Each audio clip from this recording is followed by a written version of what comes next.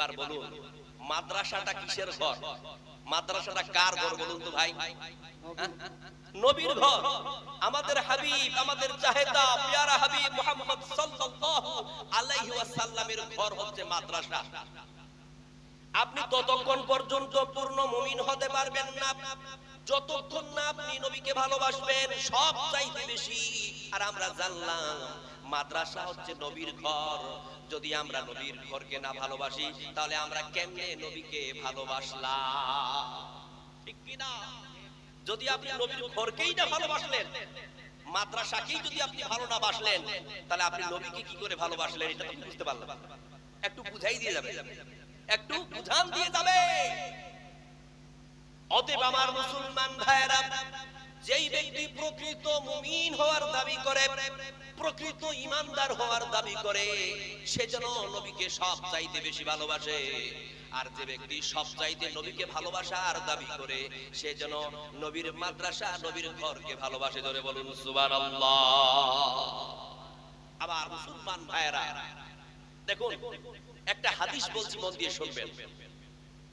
হযরত ওমর রাদিয়াল্লাহু তাআলা আনহু একবার মসজিদের মধ্যে বসে আছেন, রাসূল সাল্লাল্লাহু আলাইহি সাল্লামকে চতুর্দিক ঘিরে। বোঝা যাচ্ছে তো? রাসূল সাল্লাল্লাহু আলাইহি সাল্লাম বসে আছেন, সাহাবীরা রাসূল সাল্লাল্লাহু আলাইহি সাল্লামকে ঘিরে চারপাশে বসে আছেন। হযরত ওমর রাদিয়াল্লাহু তাআলা আনহু বলছেন যে আমি লক্ষ্য করলাম আমার জাংটা রাসূলের জাঙের উপরে। সুবহানাল্লাহ। ওমর বলছেন আমি লক্ষ্য করলাম আমার জাংটা রাসূল সাল্লাল্লাহু আলাইহি সাল্লামের জাঙের উপরে। এই দৃশ্যটা দেখে ওমর রাদিয়াল্লাহু তাআলা আনহু বলেন আমি আনন্দিত হয়ে গেলাম, আমি খুশি হয়ে গেলাম, কেননা আমার জাং রাসূলের জাঙের উপরে। আনন্দিত হয়ে আমি বলে ফেললাম লা আনতা আহাব্বা ইলাইহি মিন কুল্লি শাইইন ইল্লা নাফসিল্লাতী বাইনা যামবি। ইয়া রাসূলুল্লাহ, ইয়া হাবিবাল্লাহ, আমি এই পৃথিবীর জাগতিক, আমার জাগতিক সব কিছুর চাইতে আমি আপনারে বেশি ভালোবাসি। ইল্লা নাফসিল্লাতী বাইনা যামবি, শুধুমাত্র আমার আত্মা ব্যতীত। তখন আল্লাহর নবী বললেন ও ওমর শোনো, তুমি এখনো পূর্ণ মুমিন হতে পারোনি। এই কথা শোনার পরে ওমর রাদিয়াল্লাহু তাআলা আনহু বুবরে বুবরে কাঁদতে লাগলেন, চোখ দিয়ে জল পড়তে লাগলো। বলতে লাগলেন ইয়া রাসূলুল্লাহ, আমি আপনার দিল জয়ের জন্য, আপনাকে খুশি করার জন্য, আপনাকে রাজি করার জন্য এত বড় কথা বললাম, আর আপনি বললেন আমি এখনো পূর্ণ মুমিন হতে পারিনি। আল্লাহ রাসূল বললেন হ্যাঁ ওমর শোনো, তুমি এখনো পূর্ণ মুমিন হতে পারো নাই। লা ওয়াল্লাযী নাফসি বিয়াদিহি হাত্তা কুনা আহাব্বা ইলাইকা মিন নাফসিকা। আল্লাহর কসম, কসম সেই সত্তার যার হাতে আমার জীবন, যতক্ষণ না কোনো ব্যক্তি, যতক্ষণ না তুমি তোমার নিজের জীবনের চাইতে আমারে বেশি ভালোবাসবে, ততক্ষণ পর্যন্ত তুমি পূর্ণ মুমিন হতে পারবে না। তখন ওমর বললেন ইয়া রাসূলুল্লাহ, যদি তাই হয় তাহলে আমি আকাশ এবং জমিনকে সাক্ষী রেখে বলছি, আমি এখন আপনাকে পৃথিবীর জাগতিক সব কিছুর চাইতে এবং কি আমার নিজের জীবনের চাইতেও বেশি আপনারে ভালোবাসি। আল্লাহ পাক রব্বুল আলামিনের নবী তখন বললেন আল-আন ইয়া উমর, উমর তুমি এখন পূর্ণ মুমিন হয়েছো। জোরে বলুন সুবহানাল্লাহ। আমার মুসলমান ভাইরা, হাদিসটা বোঝা গেল? আমি অনুগ্রহ করে বলবো বাচ্চাদেরকে এখান থেকে দাঁড়ান, আর যারা বড় মানুষ, যারা জ্ঞানী মানুষ, তারা সামনে বসুন। বাচ্চাগুলোকে, বাচ্চারা উঠো, পিছন দিকে যাবেন। বাচ্চাগুলোকে এখান থেকে উঠান প্লিজ, এটা আমার রিকোয়েস্ট হচ্ছে। বুঝতে পারছেন না? আমাকে ডিস্টার্ব করতে বাচ্চারা তো, এরা দৌড়াদৌড়ি করতেছে, আমার ব্রেন ডাইভার্ট হয়। আমি বারবার একটা কথা বলি, আমার সামনে যে কতগুলো মানুষ বসে থাকবে তারা যেন একাগ্রতার সাথে, নিষ্ঠার সাথে আমার বক্তব্যটা শুনে। এখন থেকে বাচ্চারা তো লাফাগুতা করতেছে, যারা ভালো মানুষেরা তারা তো পিছনে বসে আছেন আর বাচ্চাগুলোকে সামনে দিয়ে দিচ্ছে। এটাও একটা ইসলামিক মাজলিসে বসার নিয়মের খেলাফ, আদবের খেলাফ হচ্ছে। বাচ্চারা সবসময় পিছনে থাকবে। এই বাচ্চারা তোরা কেউ জয়বুদ্ধি করবে না, এদিকে অ্যাটেনশন প্লিজ। আমি যেটা বলতে চাইলাম সেটা হচ্ছে এই যে উক্ত হাদিস থেকে আমরা জানতে পারলাম পূর্ণ মুমিন হওয়ার জন্য নিজের জীবনের চাইতে বেশি আল্লাহর নবীকে ভালোবাসা লাগবে, ঠিক কি না? বলছেন না যে কথা বুঝা গেল? আরেকটু তাহলে কোরআনে আয়াত দিয়ে বলি। আল্লাহ পাক রব্বুল আলামিন বলেন, কুল ইন কুনতুম তুহিব্বুনাল্লাহ ফাত্তাবিউনি ইউহিব্বুকুমুল্লাহ। আল্লাহ পাক রব্বুল আলামিন নবীকে সম্বোধন করে বলেন, হে নবী তুমি তোমার উম্মতদেরকে বলে দাও, আমার বান্দাদেরকে বলে দাও, তারা যদি আমার মহব্বত পেতে চায়, আমার ভালোবাসা পেতে চায়, তাহলে তারা যেন তোমার ইতাআত করে, তোমার অনুসরণ অনুকরণ করে। যদি তারা তোমার অনুসরণ অনুকরণ করে, তারা যদি মুতিঈ ফারমা ব্রাদার হয়, তারা যদি তোমার কথা মেনে চলে, তাহলে আমি আল্লাহ তাদেরকে ভালোবাসবো। জোরে বলুন সুবহানাল্লাহ। শুধু তাই নয়, আল্লাহর নবী যদি আমাদের ভালোবাসেন, রাসূলের ভালোবাসা যদি আমরা পেয়ে নিই, তাহলে আমাদের জন্য কি লাভ? আল্লাহ পাক বলছেন, ওয়া ইয়াগফির লাকুম যুনুবাকুম, আল্লাহ পাক রব্বুল আলামিন আপনাদের গুনাহগুলোকে মোচন করে দেবেন। জোরে বলুন সুবহানাল্লাহ। যদি কোন বান্দা এই পৃথিবীতে যত বড় পাপ করুক না কেন, আল্লাহ পাক রব্বুল আলামিন পরিষ্কার করে বলে দিলেন, যদি তোমরা আমার নবীর অনুসরণ অনুকরণ করো, তাহলে আমি আল্লাহ তোমাদের গুনাহগুলোকে মোচন করে দেব। জোরে বলুন সুবহানাল্লাহ। ওয়াল্লাহু গফুরুর রহিম, এবং আল্লাহ তাআলা অতি দয়ালু এবং ক্ষমাশীল। জোরে বলুন সুবহানাল্লাহ। আবার মুসলমান ভাইরা, যদি আমরা আল্লাহর মহব্বত পেতে চাই, আল্লাহর ভালোবাসা পেতে চাই, তাহলে আমাদের কাকে ভালোবাসা লাগবে? বলুন বলুন বলুন বলুন। আল্লাহর নবীকে ভালোবাসা লাগবে। যদি আমরা নবীকে ভালোবাসি, তাহলে আমরা আল্লাহর ভালোবাসা পাবো। লাভ কি? আমাদের বিগত জীবনের সমস্ত পাপকে আল্লাহ তাআলা মোচন করে দেবেন। জোরে বলুন সুবহানাল্লাহ। আমি কিছুই বুঝতে পারছি না, সামনের চেয়ারগুলো ফাঁকা, লোক পালিয়ে যাচ্ছে। কি আলোচনা বুঝে যাচ্ছে না বাবুরা? আরে আসামে গেলাম, ভোট তুললাম, কি ভাষা বুঝতে পারে না, না এদের মনোমাইন্ড এরকম আমি জানি না, আল্লাহ ভালো জানে। আমার মুসলমান ভাইরা, সাবজেক্টের উপরে আলোচনা হচ্ছে। যদি আমরা আল্লাহর মহব্বত পেতে চাই, আল্লাহর ভালোবাসা পেতে চাই, তাহলে প্রথমে নবীকে ভালোবাসতে হবে। লাভটা কি বললাম? ওয়া ইয়াগফির লাকুম যুনুবাকুম, আল্লাহ তাআলা আমাদের বিগত জীবনের সমস্ত গুনাহকে maaf করে দেবেন। জোরে বলুন সুবহানাল্লাহ। আমার মুসলমান ভাইরা, রাসূল সাল্লাল্লাহু আলাইহি সাল্লামের জামানায় সাহাবীরা কিরূপ রাসূল সাল্লাল্লাহু আলাইহি সাল্লামকে ভালোবাসতেন আপনারা কি জানেন? বলবো কয়েকটা নমুনা। তার আগে একটা আয়াতের শুধুমাত্র শানে নজুল বলি, আমি ওদিকে আগাবো, ঠিক আছে? শুনুন, একজন সাহাবী রাসূল সাল্লাল্লাহু আলাইহি সাল্লামকে পাগলের মতো ভালোবাসতো। নিজের জীবনের চাইতেও সে নবী সাল্লাল্লাহু আলাইহি সাল্লামকে ভালোবাসতো। আরে পাগল পাড়া, নবীকে এত ভালোবাসে, নবীর প্রেমে পাগল সে বান্দা, তাই কিনা? একদিন হঠাৎ করে নবীর সেই চেহারা মোবারক খানা, মুখমণ্ডল খানা তার চোখের সামনে ভাসমান হয়ে গেছে। সে আর নিজেকে কন্ট্রোল করতে পারে না, থামাতে পারে না। তখন সঙ্গে সঙ্গে সে নবীর প্রেমে পাগল হয়ে নবীকে দেখার জন্য ছুটলো। সুবহানাল্লাহ। দৌড়াতে দৌড়াতে দৌড়াতে দৌড়াতে নবীর কাছে গিয়ে পৌঁছে গেল। নবীকে নিজের চোখ দিয়ে দিদার করলো, দেখলো, আর আত্মাটাকে তৃপ্তি দিয়ে দিল, মন শান্তি হয়ে গেল। তারপর সে একটা কথা মাথায় চলে আসলো, সে ভাবতে লাগলো, ইন্নী যাকারতু মাউতি ওয়া মাউতাকা ফা'রাফতু আন্নাকা ইযা দাখালতাল জান্নাতা রুফিআত মা'আন নাবিয়্যিনা ওয়া সিদ্দিকিনা ওয়াস সালিহিনা ওয়া ইন দাখালতুহা লা আরাকা। সে তখন বলতে লাগলো, ইয়া রাসূলুল্লাহ, আমার একটা জিনিস নিয়ে খুব ভয় হয়, আমার একটা জিনিস খুবই মনে পড়ে, যখন আমি আপনার মৃত্যুটাকে এবং আমার মৃত্যুটাকে স্মরণ করি তখন আমার বড় টেনশন হয় ইয়া রাসূলুল্লাহ।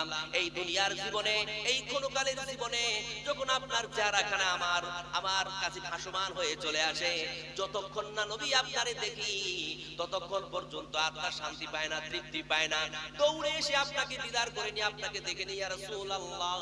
কিন্তু ওই কঠিন কিয়ামতের দিন যখন আপনিও মৃত্যুবরণ করবেন, আমিও মৃত্যুবরণ করব, সেই দিন আপনার স্থান হবে নবীদের সঙ্গে, সেই দিন আপনার স্থান হবে শহীদ ব্যক্তিদের সঙ্গে, সেই দিন আপনার স্থান হবে সালেহ ব্যক্তিদের সঙ্গে। কিন্তু আমি যদি আমার আমলের জন্য জান্নাতেও চলে যাই, কিন্তু আমার স্থান তো আপনার সাথে হবে না ইয়া রাসূলুল্লাহ। এই 3 দিনের দুনিয়ায় যদি আপনাকে না দেখে থাকতে না পারি, তাহলে ওই কঠিন কিয়ামতের দিন আপনাকে না দেখে থাকবো কেমন করে ইয়া রাসূলুল্লাহ? লোকটা খুব গুরুত্বপূর্ণ প্রশ্ন করে দিল। আল্লাহর নবী তখন বললেন, ও আমার সাহাবী, তুমি কি কোরআনের ওই আয়াতখানা জানো না? সঙ্গে সঙ্গে আয়াত নাযিল হয়ে গেল। আয়াত কি?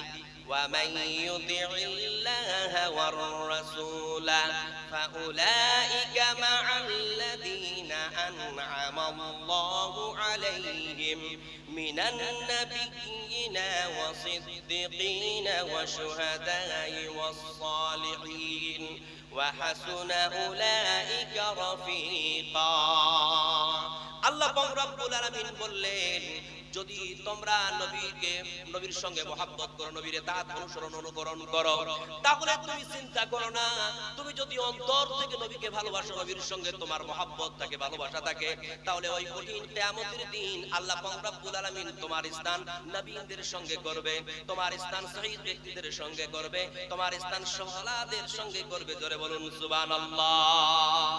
এই আয়াত পাঠ করে সান্তনা দিয়ে রাসূল সাল্লাল্লাহু আলাইহি সাল্লাম সাহাবীকে বললেন, সাহাবী, তুমি চিন্তা করো না, তুমি কান্না করো না, তুমি যদি আমাকে প্রকৃতভাবে অন্তর থেকে মহব্বত করে থাকো, ভালোবেসে থাকো, তাহলে তোমার সঙ্গে আমার স্থান জান্নাতে একসঙ্গে হবে। জোরে বলুন সুবহানাল্লাহ।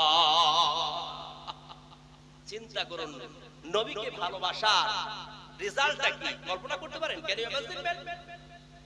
আরেকটা হাদিস বলছি, শুনুন মন দিয়ে।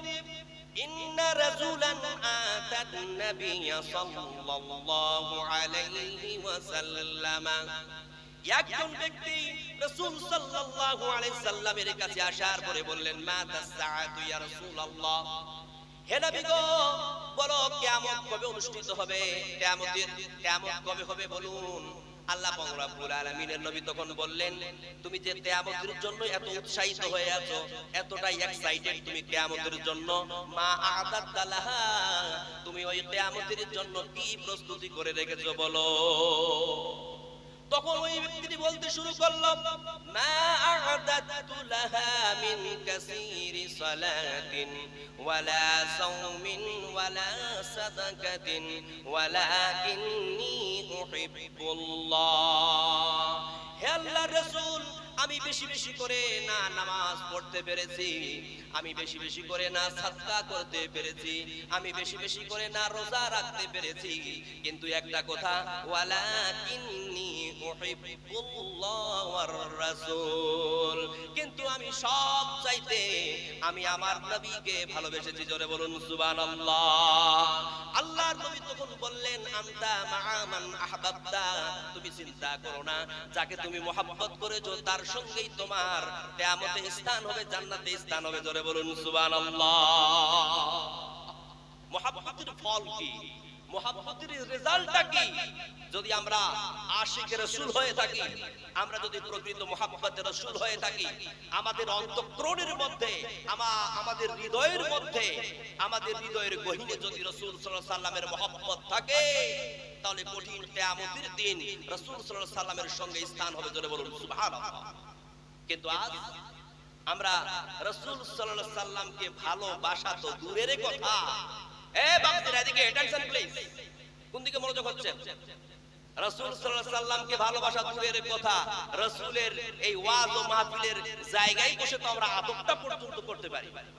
আপনাদের থেকে মা বোনরা অনেক ভালো, আমি যা বুঝতে পারলাম। আজকের বক্তব্যটা মা বোনকে নিয়ে বলা উচিত ছিল, আরে মন দিয়ে শুনুন, মাহফিল চলাকালীন আমি বারবার বলেছি উঠা ঢুকা এইসব চলবে না, যা করবেন আগে করে নেবেন। বিষয়টা হলো যে আমরা এতটা নির্বোধ, আমরা এতটা বোকা, বলার শেষ নাই। রাসূলকে মহব্বত তো দূরের কথা, রাসূল সাল্লাল্লাহু আলাইহি সাল্লাম সম্পর্কে আমাদের বেসিক নলেজ পর্যন্ত নাই, ঠিক কি না? আছে? বুকে হাত দিয়ে বলুন তো, রাসূল সাল্লাল্লাহু আলাইহি সাল্লাম সম্পর্কে বেসিক নলেজ এখানে কত লোকের আছে? 10% লোকের নাই, 90% লোকের নাই, 10% লোকের হবে হয়তো। রাসূল সাল্লাল্লাহু আলাইহি সাল্লাম সম্পর্কে বেসিক নলেজ বলতে গেলে রাসূল সাল্লাল্লাহু আলাইহি সাল্লামের জন্ম কত সালে কোন লোক বলতে পারবে? রাসূল সাল্লাল্লাহু আলাইহি সাল্লামের মৃত্যু কত সালে কে বলতে পারবে? রাসূল সাল্লাল্লাহু আলাইহি সাল্লামের কয়জন স্ত্রী কে বলতে পারবে? রাসূল সাল্লাল্লাহু আলাইহি সাল্লামের কয়টা ছেলে কে বলতে পারবে? রাসূল সাল্লাল্লাহু আলাইহি সাল্লামের কয়টা মেয়ে কে বলতে পারবে? রাসূল সাল্লাল্লাহু আলাইহি সাল্লামের মাক্কি জীবন কত সাল, মাদানী জীবন কত সাল, এই বিষয়গুলো কি আপনাদের মাথায় আছে? বলতে পারবেন? অথচ যদি এই তরুণ যুবক আর যুবতীদেরকে বলা হয় বলো তো সলমান খানের বাড়ি কোথায়, সলমান খান কতগুলো ফিল্ম করেছে, সলমান খানের আরেকটা ভাইয়ের নাম কি, সলমান খানের তার প্রেমিকাগুলোর নাম কি, চট চট চট চট করে বলে দিবে। আরে কি মজার কথা! শাহরুখ খান কটা বিয়ে করেছিল, শাহরুখ খানের বর্তমান স্ত্রীর নাম কি, শাহরুখ খানের কটা ছেলে কয়টা মেয়ে, শাহরুখ খান কোথায় থাকে তার বাড়িটার নাম পর্যন্ত বলে দিবে। মান্নাত নাকি? শাহরুখ খানের বাড়িটার নাম মান্নাত। আরে লজ্জা লাগে। যারা আমাদের আইডিয়াল নয় তাদেরকে আমরা আইডিয়াল বানিয়ে রেখে দিয়েছি, আর যে আমার প্রকৃত আইডিয়াল তাকে আমরা চিনি না। লজ্জার বিষয়। মুসলিম, মুসলমান, মুমিন বলতে ধিক্কার হয়। আমার মুসলমান ভাইরা, আমি তাই বলতে চাই প্রত্যেকটা মানুষকে রাসূল সাল্লাল্লাহু আলাইহি সাল্লামের বায়োগ্রাফিক্যাল চ্যানেল জানা দরকার, রাসূল সাল্লাল্লাহু আলাইহি সাল্লামের হিস্টোরিক্যাল প্ল্যান জানা দরকার। কিন্তু আজ আমরা এতটা অবোধ, আমরা কিছুই জানি না। নিজেকে কল্পনা করুন, ক্যান ইউ ইমাজিন ম্যান, ভাবুন আপনি কোথায় আছেন। কয়েকটা एग्जांपल দেব, আপনাদের মাথাগুলো খারাপ হয়ে যাবে। আমরা তো মুসলমান, তাই না? আমরা তো মুমিন, আমরা তো নবীর উম্মত, তাই না? নবীকে চিনলাম না, কিন্তু যারা গায়ের মুসলিম, যারা নন মুসলিম, যারা মুসলমান নয়, তারা আমার নবীকে নিয়ে কত বড় বড় কথা বলেছে আপনি কি জানেন?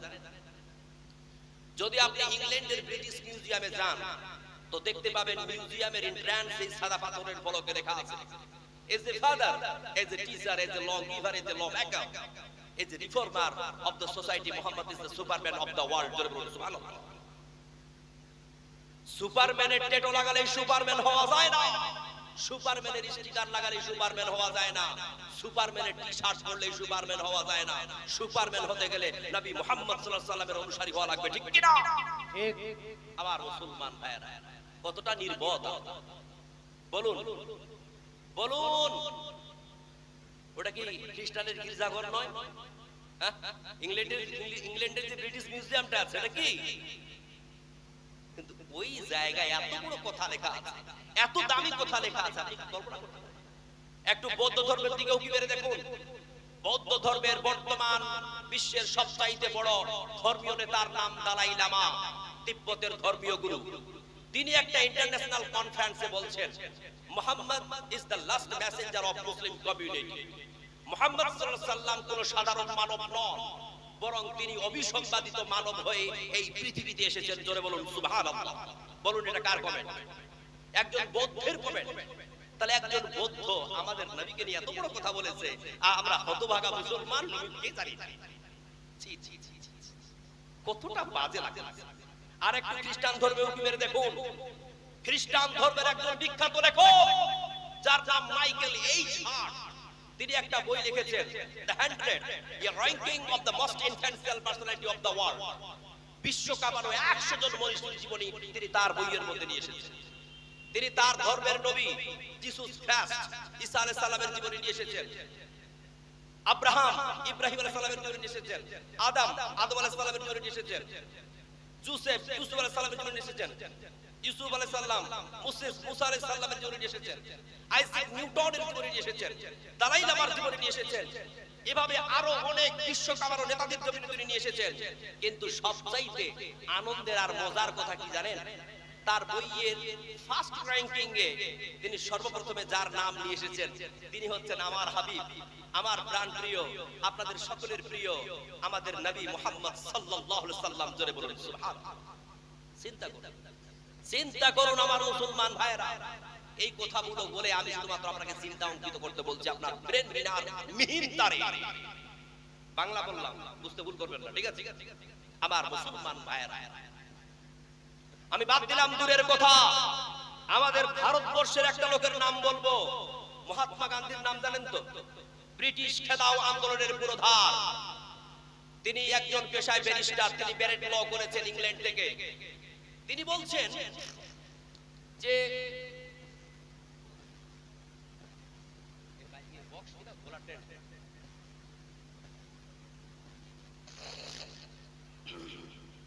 তিনি বলছেন, মন দিয়ে শুনবেন তাহলে বুঝতে পারবেন।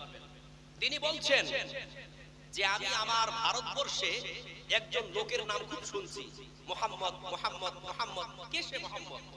এই মুহাম্মদ সম্পর্কে জানার জন্য সে কি হলো? উৎসুক হলো। মানে তার অন্তঃকরণের মধ্যে মুহাম্মদ সাল্লাল্লাহু আলাইহি সাল্লাম সম্পর্কে জানার জন্য একটা কিউরিওসিটি জাগ্রত। তখন সে করলো কি, যে মুহাম্মদ সাল্লাল্লাহু আলাইহি সাল্লামের জীবনের দুই খণ্ডের একটা খণ্ড তিনি হাতে নিলেন, মানে প্রথম খণ্ডটা হাতে নিলেন, পড়তে লাগলেন।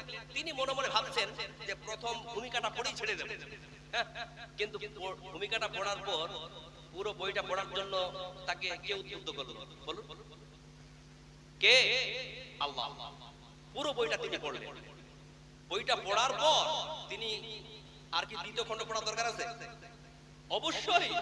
তার মনের মধ্যে আরো কিউরিওসিটি উতল-পাতল করতে শুরু করলো, এরে বাপ, দ্বিতীয় খণ্ডটা পড়তেই হবে। আপনারা কোনদিন সিরিয়াল দেখেছেন মা বোনেরা? হিন্দি অথবা বাংলা সিরিয়াল দেখেন না? তো সিরিয়াল দেখতে দেখতে হঠাৎ করে যদি আছে কোথাও থামিয়ে দেয়, তো তার পরের অংশটাতে কি হবে? তো এক সপ্তাহ আর ওই মা বোনদের ঘুম ধরে না। 3 ঘন্টা সেকেন্ড পর্যন্ত গুনায় কখন ওই বৃহস্পতিবার আসবে আবার ওই সিরিয়ালটা হবে, মন টেঙ্গে থাকে। তো এরও মন টেঙ্গে গেল কার উপরে? ওই দ্বিতীয় খণ্ডের উপরে। তারপরে তিনি ভারতের পুরাতন লাইব্রেরিগুলোতে তন্ন তন্ন করে খুঁজে দ্বিতীয় খণ্ডটা উদ্ধার করলেন। দ্বিতীয় খণ্ডটাও তিনি পড়লেন। পড়ার পরে তিনি লাস্টে কমেন্ট করলেন, I am scan lot of biographies in my life.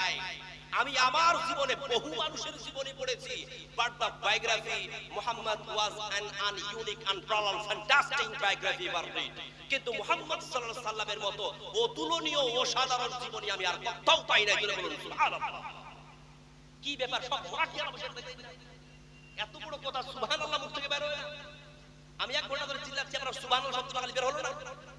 আরে বুঝেও যে না বুঝে তাকে বুঝাই, ঠিক কি না আমার মুসলমান ভাইরা? এই হচ্ছে আমাদের অবস্থা। লজ্জা লাগে, শরম লাগে, সুবহানাল্লাহ বলবো কত লজ্জার বিষয়, তাই না? ছি ছি ছি, সুবহানাল্লাহ বলবো, নাউজুবিল্লাহ।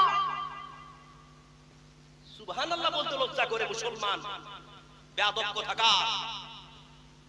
আমার মুসলমান ভাইরা, ওয়াল্লাহি আল্লাহ রাব্বুল আলামিনের কথা বলতে আমি দ্বিধা করি না।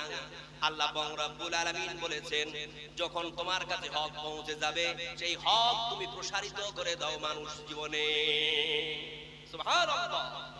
আমার মুসলমান ভাইরা, এবার আমাকে বলুন যে এই মহাত্মা গান্ধী মুসলমান না হিন্দু? কি হিন্দু। তাহলে মহাত্মা গান্ধী যদি আমার নবীর ব্যাপারে এত বড় কথা বলতে পারে, তাহলে আমরা মুসলমানরা কোথায়? আমার মুসলমান ভাইরা, সুতরাং একটা কথা মাথায় রাখবেন, আমরা যদি আশিক রাসূল হতাম, আমরা যদি মুহাব্বতের রাসূল হতাম, আমরা যদি রাসূলকে ভালোবাসতাম, তাহলে অবশ্যই আমরা জান জীবন দিয়ে রাসূলের এই মিশনকে কায়েম রাখার চেষ্টা করতাম। আমরা মাদ্রাসাকে ভালোবাসতাম, মাদ্রাসার পদক্ষেপকে ভালোবাসতাম, মাদ্রাসার প্রত্যেকটা পর্যবেক্ষণকে আমরা ভালোবাসতাম। কিন্তু আজ আমাদের অন্তঃকরণের মধ্যে মহব্বত নেই। যদি আপনার ওই মাদ্রাসার কোন কর্ণধারের সাথে তার আচার ব্যবহার যদি আপনার আপত্তি হয়, তাহলে আপনি তাকে প্রসারিত করে দিন। কোন মানুষ যদি খারাপ হয়, আপনি তাকে ঘৃণা করুন, কিন্তু কোন মানুষ খারাপ হওয়ার কারণে আপনি সেই প্রতিষ্ঠানটাকে খারাপ ভাবতে পারেন না। এটা মাথায় রাখেন। হতে পারে একতরফা বক্তব্য দিলে হবে না। এমনও কিছু প্রতিষ্ঠানের যে সমস্ত আলেম ওলামারা দায়িত্ব নিয়ে আছে, অথবা কমিটির লোক আছে, এত বাজে বাজে লোক আছে, বাকি লোকগুলো বলে এই লোকগুলো তো ইসলাম চলবে না, ইসলামিক মিশন চলবে না। যদি এমনটা আপনার মনে হয়, জনসম্মতিতে আপনি সিস্টেমটাকে চেঞ্জ করুন, কিন্তু কখনো খবরদার এই অন্তরের মধ্যে এই বীজ বপন করবেন না যে আমি মাদ্রাসাটাকেই ঘৃণা করলাম। যদি এমনটা করেন, তাহলে আপনি মুহাব্বতে রাসূল, আশিক রাসূলের অন্তর্ভুক্ত থাকতে পারবেন না।